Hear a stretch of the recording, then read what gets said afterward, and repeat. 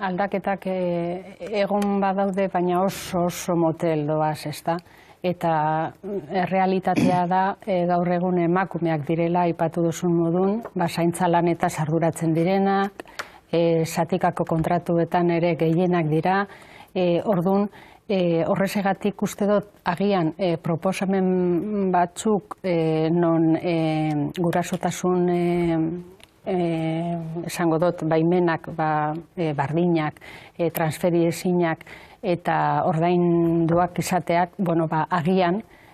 arlo horretan pausu bat edo nabarmenagoa izango den pausu bat emateko aukera emango digutela. Orduan, enplegu publikoaren lege horretan planteatuta dago horrelako proposamen bat, non gurasotasun baimen horiek bardinak izan daitezen eta transferitu zinak eta ordainduak, eta iparraldeko herrialdeetan horrelako neurriak klik bat egiteko proposamenak izan dira, eta espero dugu gure kasuan ere horretarako balio izana bai.